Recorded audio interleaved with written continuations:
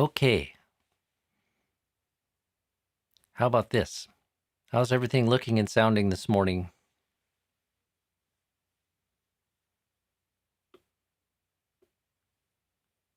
If you've had a daily habit of tuning into the morning coffee time and that's had some positivity or any benefit really to your life, then I made the suggestion that you try to identify what the benefit of that is and engage your creativity to make a strategy for honoring that commitment for a half hour or so. At the same time, every morning to keep yourself in the habit and to build good habits. I think I've said before, I'm a strong believer in incrementalism for many reasons. I mean, one, it honors this truth of conditionality, which the Buddha points to, which is a far superior way to relate to your world and your experience and your being. Far superior to personality view, I would say. Sort of than you being a good person or bad person, you exercise goodness, you refrain from unskillfulness, you resolve the pull to act in unskilled ways or erring ways. You build the conditions for those things to exist. It's not necessarily who you are.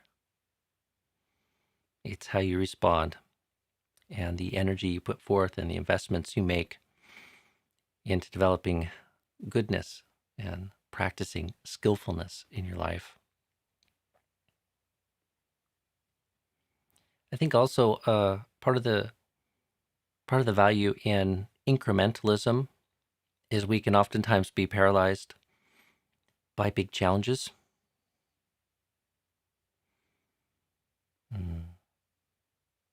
They can paralyze us. They can provoke doubt. And the truth of it is you don't really know what you're capable of. If you could put sustained and a relatively constant forward momentum into developing certain conditions.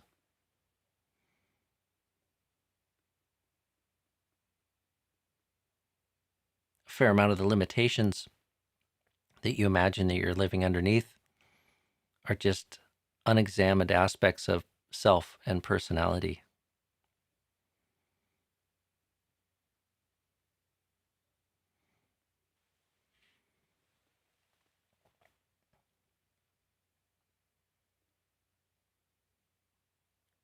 And I think there could be a tendency sometimes to be stuck in wishing and wanting and a kind of longing for a once and for all fix.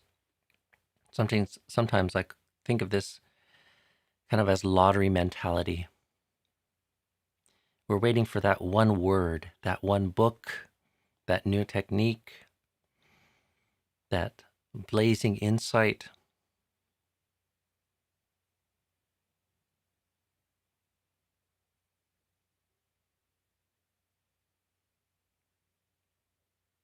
That transcendental experience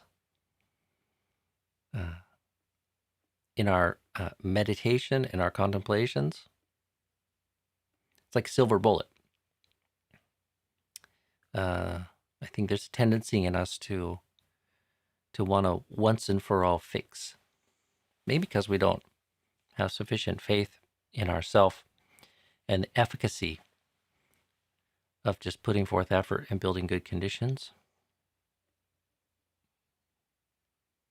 Maybe because we're a little impatient.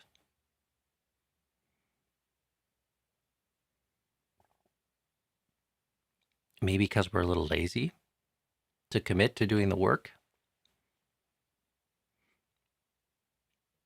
There might be many reasons. So that silver bullet lottery mentality kind of longing for somehow life just to magically just transform.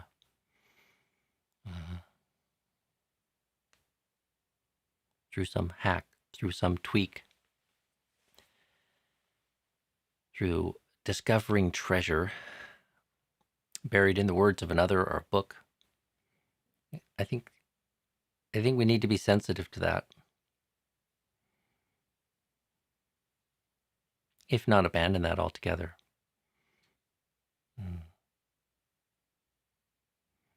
Not that we don't sometimes reach an inflection point. And I guess, it's, I wouldn't count out luck and chance either. They might play a role, but I'm not a gambler. So I wouldn't bet on luck and chance. And I wouldn't waste your time longing for some inflection point or quantum leap. But see if you can develop the strength of character and the humility to be willing to sort of do the work. Sort out for yourself how it is that suffering arises and suffering ceases in your mind, in your heart, in your life, with the conditions that you are living with, in some non-abstract way. And of course, in the here and now.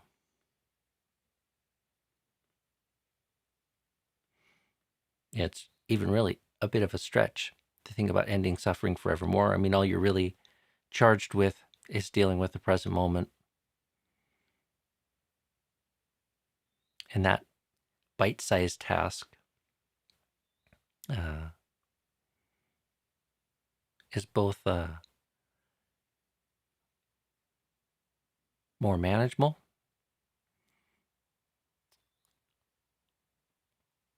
and in some beautiful way more humble than our grandiose dreams of being happy forevermore and somehow getting lucky even in the spiritual dimension.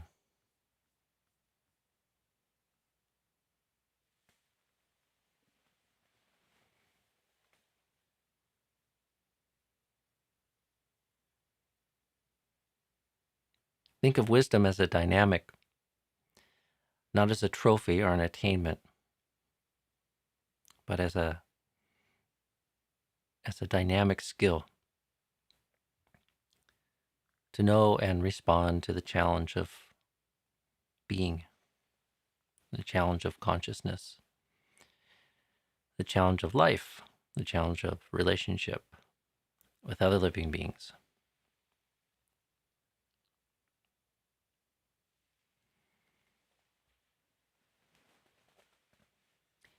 And maybe cultivate some sensibility for this most literal translation of the fool, of Bala, as childish.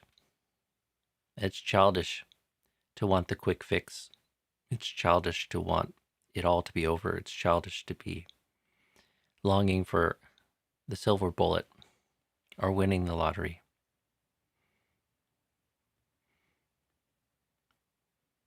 Spiritually childish, psychologically childish.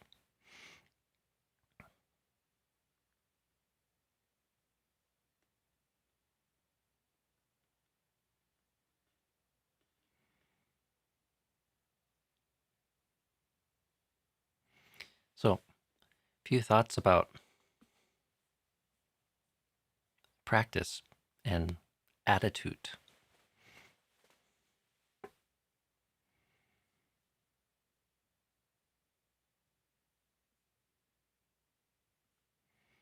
What's on everyone's minds this morning here? Oh, maybe before I move on to that too, if you've made a spiritual commitment to yourself, sometimes it can be good to share that with somebody. doesn't have to be me, but if you don't have somebody and you want to declare your commitment, then you can do that. You can send that to my email address as a way of clarifying and solidifying your commitment, if you find that helpful. I'm not necessarily all that interested. I don't necessarily want to know, but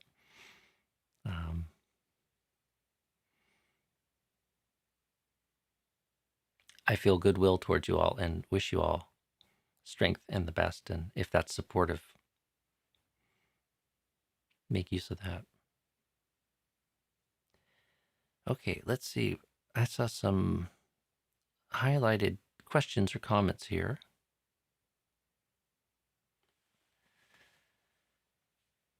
Good morning, Henning. I will be staying in a monastery for 4 days from next Saturday. Huh, wonderful. Would it be skillful to refrain from eating at the wrong time from now on to practice? It seems hard to do.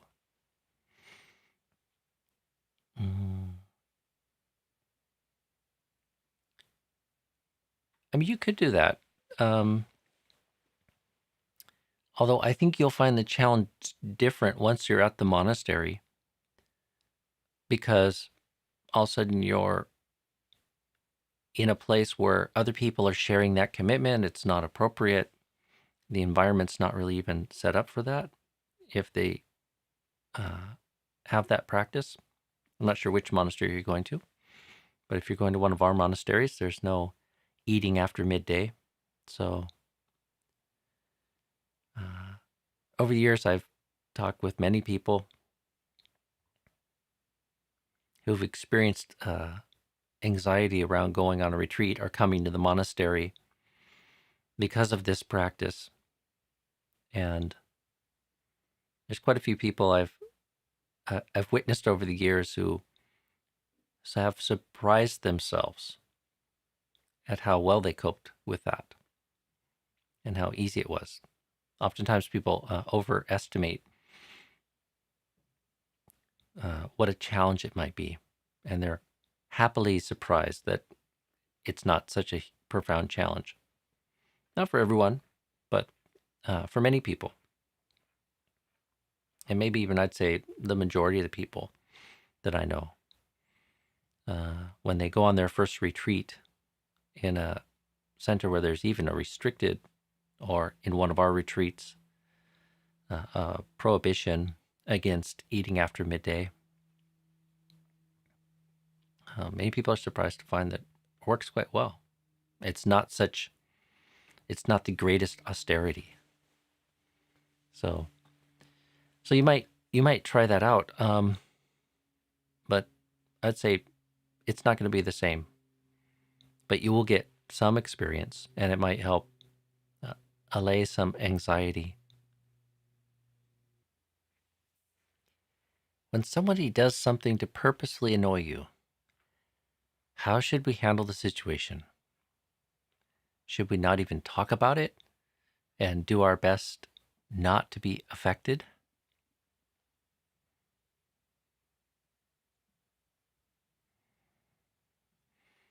Well, like many things, I would say it depends. And you have to use your discernment. And sometimes it's not so clear cut what the best choice is there. If you can overcome any tendency towards anger and ill will, there's an enhanced opportunity to make a good choice in how to respond.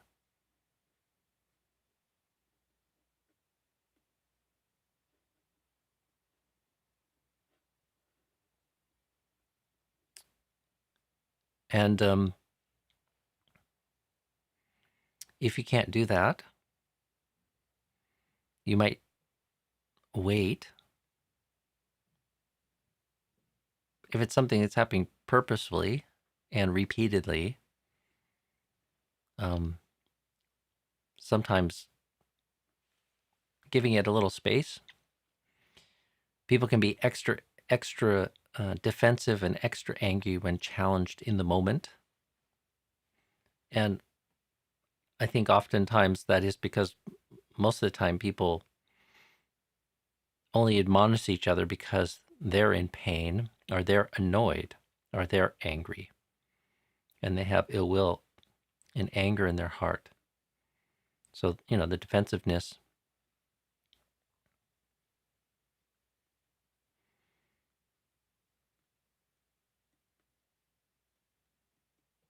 has its reasons.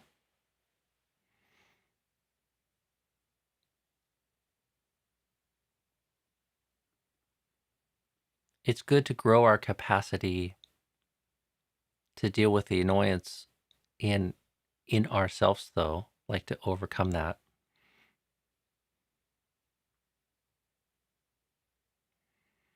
Not getting what one wants is dukkha, and the sensitivity of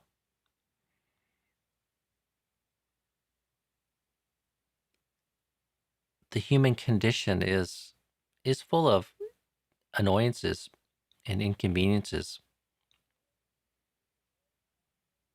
So, it is wise to challenge ourselves and to grow our capacity to endure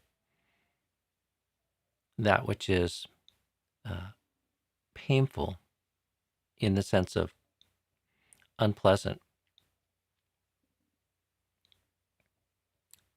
Not that we have to seek it out, but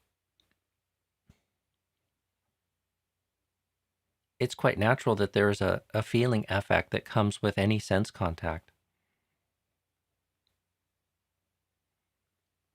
And to be able to sort of just abide with and not create suffering or not let it spoil your emotional well-being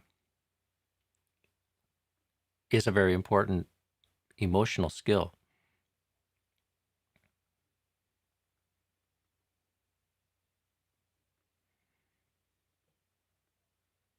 This simile of the second dart speaks somewhat to this.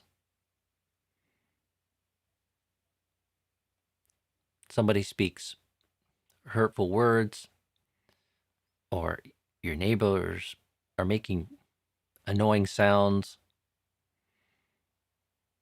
It's like that's dukkha vedana, that's unpleasant, unwished for, unwanted contact, sense contact. It's painful in the sense of it's dukkha vedana. But then we, being attached to some sort of idea of thinking our well-being is more bound up with pleasure and pain than it really is, overreact and generate anger and ill will or frustration. Or we go one step further and don't just emote and react internally in some unskillful way. We speak and act in unskillful ways that further compound the pain and the suffering.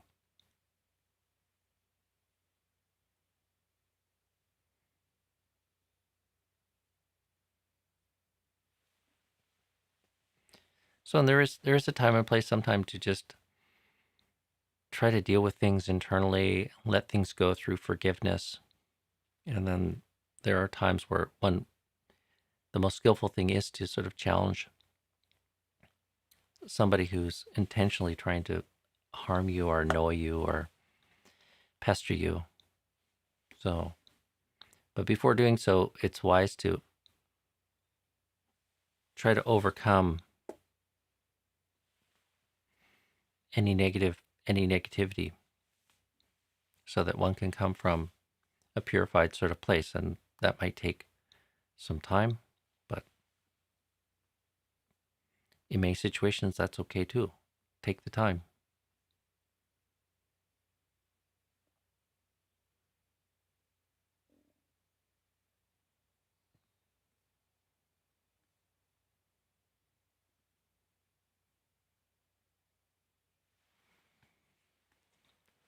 I realized I was way behind in the chat, so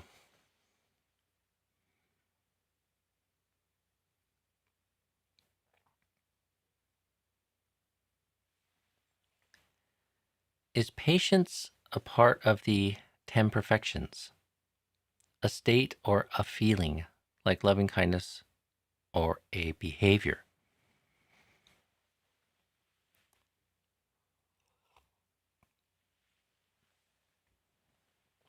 Well, Douglas, I would say patience, it's a spiritual faculty.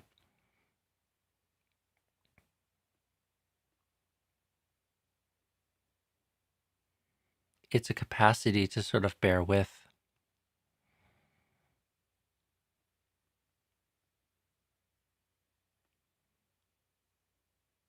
It may be related to the question I was just addressing. Like, there's lots of encouragement in the suttas where the Buddha's talking with people that are sick, monks or lay people that are sick and in pain. And one of the things that he encourages them to bear with, because quite naturally we create suffering and emotional distress when we're experiencing contact that is unpleasant.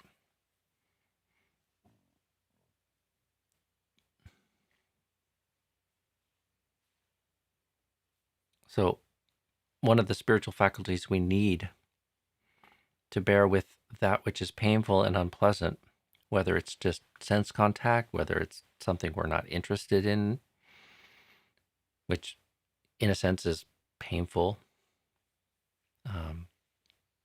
like being bored.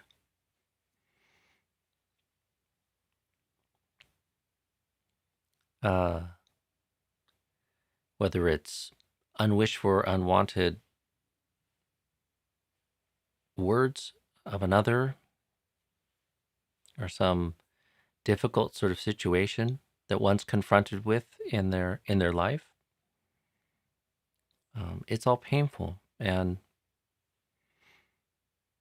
important part of overcoming dukkha is growing our ability not to respond in a way that further compounds that. And of course, the thing that compounds it the most is hating it and getting stuck in wishing and wanting it to be ever other than it is. Wanting it to go away, wanting it to end, wanting it to be different, not wanting to have to deal with it or endure it or bear with it. It's all wanting. It's tanha. So, patience plays into like developing and strengthening our capacity to bear with, becomes an important sort of faculty in growing our ability to sort of alleviate suffering.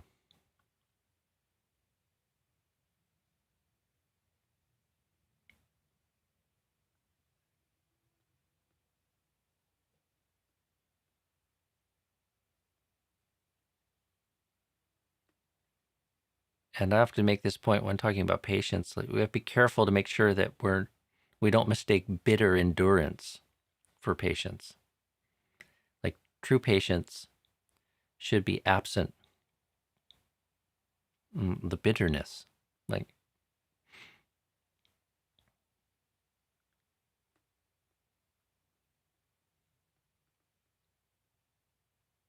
you learn to bear with without any sense that something is wrong or should be different. It's you're just confronting pain and bearing with and enduring, being patient.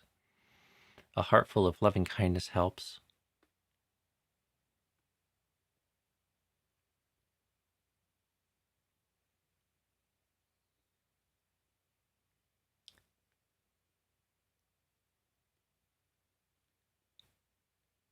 But the supreme protection is just seeing the opportunity that exists and not responding to pain with tanha, with craving for things to be ever other.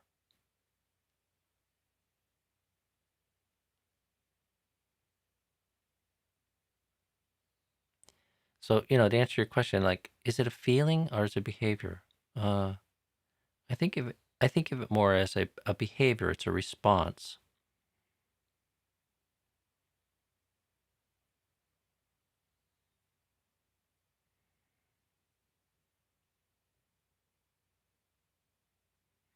And there is an emotional flavor to it,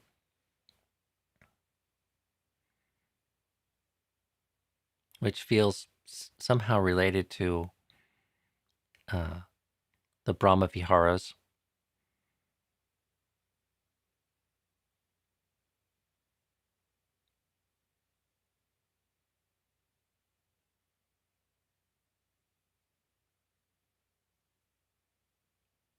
And I think of patience as being infused with some of that energy of kindness and love and equanimity. Like an image that comes to mind is, of a mother or a parent uh, enduring the uh, annoying sounds of their children. You have a child who's emotionally upset, who is in some sort of distress. That's painful. It's painful to watch. It's painful to listen to.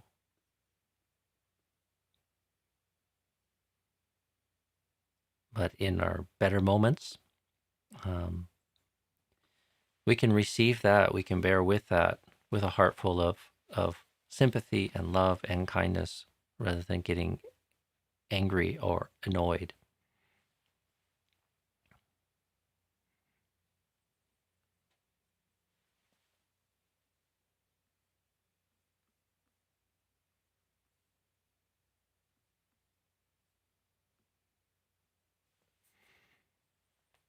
Oh, Henning, thanks. I'm sorry I'm so far behind in the chat here, but you're going to go to Lakutra in Norway. Wonderful.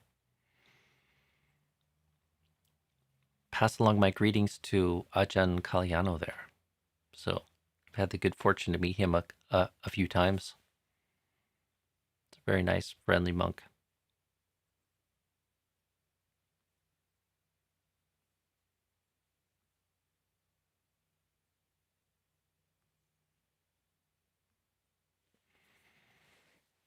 Good morning, Brandon. Does Pacific Hermitage allow visitors to practice with them? We do, but not at the Hermitage like we usually do outside events outside of this time of the pandemic. So we haven't been having any outside events. And that's part of the reason why we've been offering these streams on YouTube, is to create the opportunity for people to sit with us that way. Once conditions improve here, we'll resume doing some public events. Usually we have a meditation once a week in White Salmon, but we don't do, and we don't have permission to do like public assemblies and meditations at the Hermitage site. Most of our monasteries have facilities like that and programs for the public. The Hermitage is an exception to that because it's set up primarily as a small residence for monks from our bigger community to come and practice in a smaller, simpler setting and to do retreat, monastic retreat.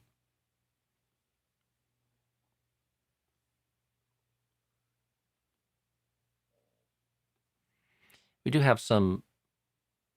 We do have a regular ability for people to come and visit and talk with myself or the other monks, to talk about your practice or to get advice. So there's almost a daily opportunity for people to come and do that, but we don't have guest facilities so that people can't stay here, and then we're not having public meditation or teaching events here.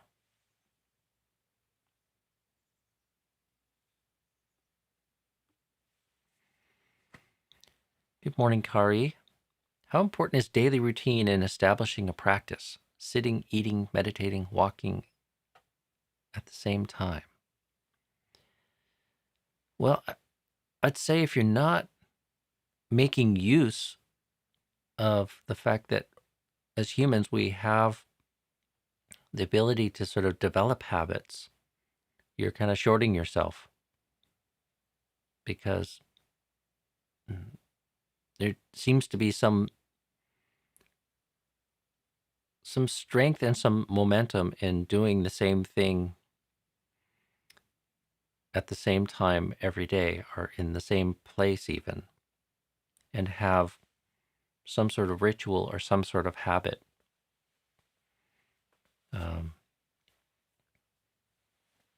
So if we're just trying to be completely spontaneous, go with the flow, practice when we're inspired, you're losing some of the power that comes with developing a routine and habits.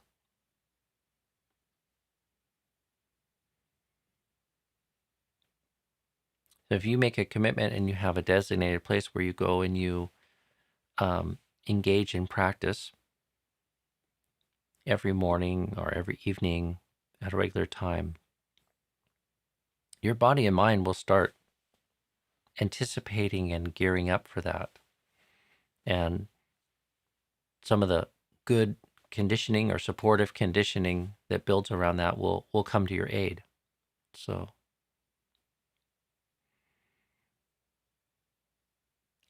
I notice when I sit at my regular times, even before putting much effort into sitting, just the mind is kind of ready to sort of move in a certain direction and to calm down. So, using that as some leverage can be really sort of helpful.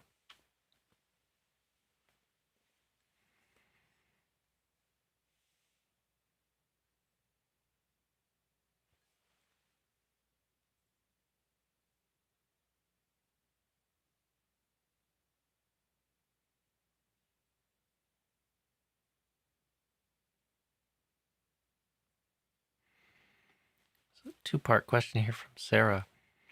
Part one, Ajahn Sona mentioned that it is the mind that sits the body up straight during meditation. So yes, it's the energy of the mind that lifts the body up and holds it up.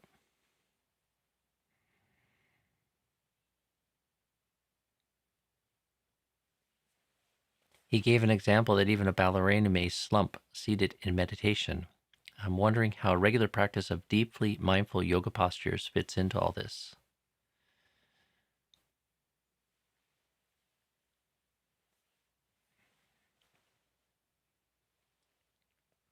Well, I think exercise and mindful movement and yoga can help in many ways. I mean, one is, we're just a bit kind of like knotted up, and because of that, the energies of the body don't flow as well as they might. The breath isn't as full and as unrestricted as it could or should be.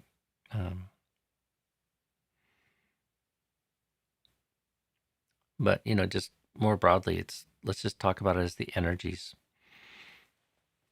of the body. So and many styles of yoga sort of help us manipulate through the manipulation of the body and working with breath and attention, help us kind of free up the energies and move towards a state of ease and flow, and they affect the mind in sort of positive ways. And I wouldn't completely discount what's going on in the body, but I think the more significant thing is the effect that the yoga has on the mind.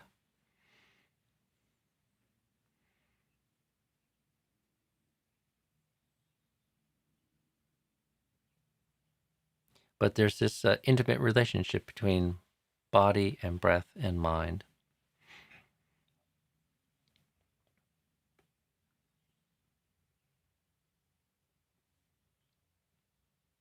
And a strong emphasis on learning to work with the body and the breath, I think is very important. And for many people, and for many situations in our day and in our life, that's can be some of the most effective way to sort of engage the practice. But ultimately, I think it's about the mind.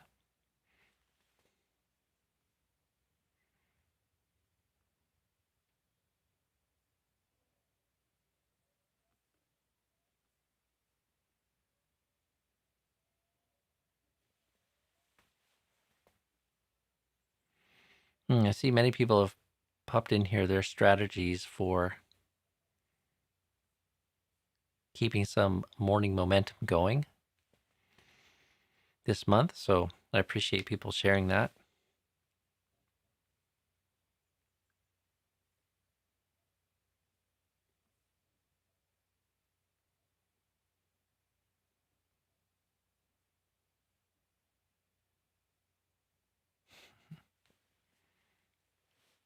Good morning, Thomas. I like your icon. It's very nice. Is that your dog? uh, Ajahn, probably a common question, but as a person with a bum knee, I was wondering what a monk with such an issue does, especially during chanting. Have any of the monks had knee replacements? I know some of the monks have had knee surgery, and some of the nuns. I don't know if any of them had a full knee replacement, but we just adjust as necessary. I mean, there's monks sometimes that aren't able to kneel or sit either for periods of time, or sometimes they've lost that ability, and so they might use a bench or have to sit in a chair. Usually advocate not relying on a backrest, because that doesn't really promote some of the better postures for meditation and such. And I would say even for chanting, it's beneficial to be well supported and have good alignment so that the body can work properly. The breath and the diaphragm, everything flows freely and easily. You sit back in a chair like this, you're kind of collapsing and constraining some of the muscles and some of the breath, and the ability to have that all working and flowing freely.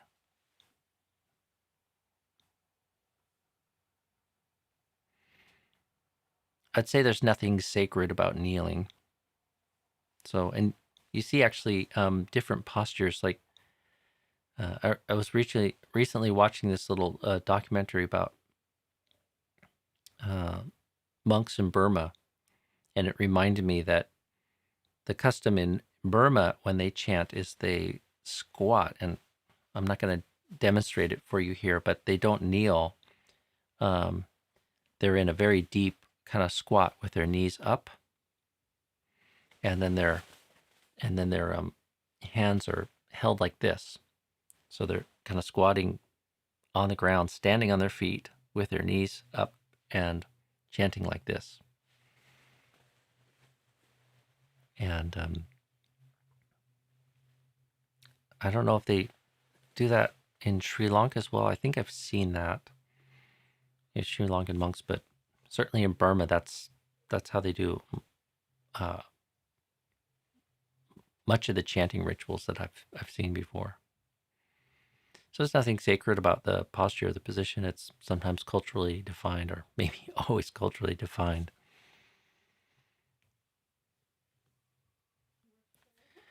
Okay, well, I'm going to wrap this up for this morning. I'm starting to hear people arriving and sounds outside. They're going to start intruding into the live stream here. So, and we've gone way over time, both yesterday and today. So, have a good day. And if people still want to share commitments with me or feedback, please send an email. If you don't already have it, it's on our website, pacifichermitage.org, but it's also on the YouTube interface there, I think, under the About tab, and it's hermitage at abaigiri.org. Hermitage at, and then Abaigiri, our main monastery, .org. And I will see you on Monday morning. Have a good day and have a good weekend. And we'll be back here on Monday morning. So be well, friends.